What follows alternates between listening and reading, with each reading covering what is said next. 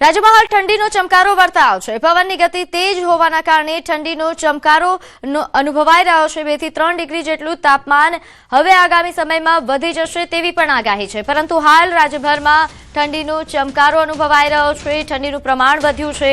ખાસ કરીને જે પવનો ફૂંકાઈ રહ્યા છે, પવનની તેજ ગતિના કારણે ઠંડીનું પ્રમાણ વધ્યા હોવાનું નોંધાઈ રહ્યું છે। જો કે હવામાન વિભાગે એવી પણ આગાહી કરી છે કે 2 થી 3 ડિગ્રી તાપમાન વધી જવાનું છે। આગામી દિવસોમાં આ તાપમાન વધશે। રાજ્યમાં હાલ સૌથી ઠંડુ શહેર નલિયા છે, જે હંમેશાથી રહે છે। આ વખતે નલિયામાં 8 ડિગ્રી જેટલું તાપમાન નોંધાયું છે। ગતરોજ 7 ડિગ્રી તાપમાન હતું અને અમદાવાદમાં આજે 14 ડિગ્રી તાપમાન છે। વડોદરામાં 14.2 ડિગ્રી તાપમાન અને સુરતમાં 15.6 ડિગ્રી તાપમાન।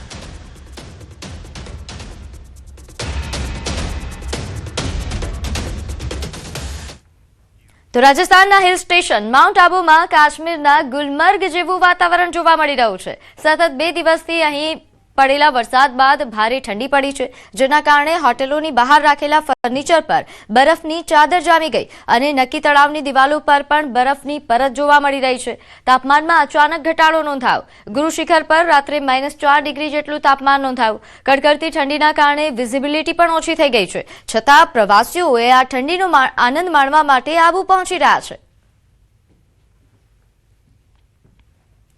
માઉન્ટ આબુનું વાતાવરણ બહુ સરસ છે। હું મારા ફ્રેન્ડ જોડે અત્યારે આવ્યો છું અને ગાડી ઉપર બરફ જામેલો હતો। આ બરફ તમે લાઈવ જોઈ શકો છો। ઘણું સારું છે અને અમને બહુ સારું, અમે ફૂલ એન્જોય કરીએ છીએ અહીંયા આવીને। તો જમ્મુ કાશ્મીરના ડોડા જિલ્લામાં સિઝનની પ્રથમ બરફવર્ષા થઈ। અહીં ડોડા જિલ્લામાં હિમાચલ પ્રદેશની સરહદે આવેલા ડોડા અને કિશ્તવાડના ઊંચા વિસ્તારોમાં મોસમની પહેલી તાજી હિમવર્ષા થઈ છે, જેનાથી લાંબા દુષ્કાળ પછી ખૂબ જ રાહત મળી છે।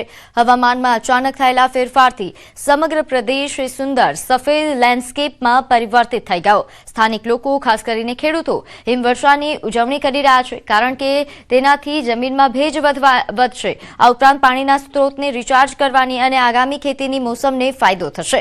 લોકોએ મહિનાઓના દુષ્કાળ પછી હિમવર્ષાને જોતા આ કુદરતની નવા વર્ષની ભેટ ગણાવી।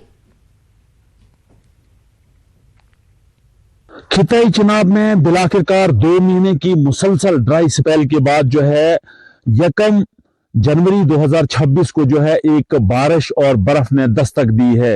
यानी बालाई इलाकों में बर्फ और मैदानी इलाकों में जो है बारिश आई है। यानी एक लॉन्ग ड्राई स्पेल यानी 2 या 3 महीने का जो है खत्म हुआ है। मैं आपको बताऊं, ये वो इलाका जात हैं जहां पाडर चशोती के मकाम पे 14 अगस्त 2025 को जो है बहुत सारे लोग जो है क्लाउड ब्रस्ट का शिकार हुए थे, लैंडस्लाइड का शिकार हुए थे। और उसके बाद जो है जिराडोरा के भलेसा के मकाम पे बारिश और बारिश की वजह से बहुत सारे मकान जो है मुनद्दिम हुए थे, लैंडस्लाइड आई थी, जमीन एग्रीकल्चर लैंड जिद बुरत हो गई थी, यानी फसल का बहुत ज्यादा नुकसान हुआ था। तो अब किसान फार्मर्स जो हैं, किसान जो हैं, उनकी ये कोशिश थी कि हम एग्रीकल्चर लैंड को दोबारा उसको रिहेबिलिटेट करें, उसको जो है दोबारा से जो है उसमें फल पौधे लगाएं। लेकिन जो ड्राई स्पेल था, इस ड्राई स्पेल ने पूरे इलाका जात में जो है एक मायूस कुन हालात पैदा किए थे। लेकिन अब इस ड्राई स्पेल को जो है 1 तारीख यानी 2025 खत्म होते ही 2026 1 जनवरी को जो यहाँ बारिश और बर्फ जो है आई हुई है, यहाँ किसान मजदूर तबका जो है उन्होंने खुशी मनाई है। और यहाँ इनकी कोशिश थी कि हम अपनी जमीन को जो है वो सैराब करें। मैं आपको बताऊं, खिताई चुनाव एक ऐसा रीजन है जहां 70 या 80% लोग जो हैं वो जमीन पे ही, एग्रीकल्चर लैंड पे ही मुनस्सिर हैं और उनका जो है कारोबार, उनकी रोजी रोटी जो है उसी पे चलती है।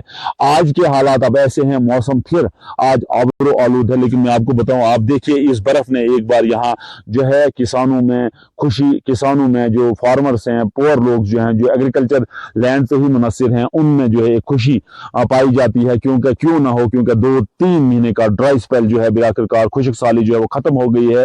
और अब इन बालाई इलाकों में, इन जंगलों में, इन पहाड़ों में, इन प्लेन इलाकों में जो है ड्राई स्पेल जो है खत्म होने के बाद, सूखापन जो है खत्म होने के बाद जो है लोगों ने राहत की सांस ली है। और अब उम्मीद की जाती है कि जनवरी और फरवरी में वक्फे से जो है बारिश और बर्फ का सिलसिला जारी रहे, ताकि जमीन पानी से सैराब हो। और जो તો આ તરફ બરફવર્ષા શરૂ થતા સોનમર્ગમાં પહેલીવાર પ્રવાસીઓના આગમનમાં ઐતિહાસિક ઉછાળો આવ્યો છે. પ્રખ્યાત ઘાસના મેદાનોમાં અભૂતપૂર્વ લોકોનો ધસારો જોવા મળ્યો અને બધી હોટેલો હાઉસફુલ થઈ ગઈ છે. દેશભરમાંથી મોટી સંખ્યામાં લોકો અહીં બરફથી ઢંકાયેલા શિખરો, વિશાળ લીલા ઘાસના મેદાનો અને તાજગીભર્યા હવામાનથી આકર્ષાયા હતા. પ્રવાસીઓ દ્રશ્યોનો આનંદ માણી રહ્યા છે, ફોટોગ્રાફ્સ લઈ રહ્યા છે. પોની રાઇડ્સ અને આરામથી ફરતા જોવા મળ્યા, જેનાથી સમગ્ર રિસોર્ટ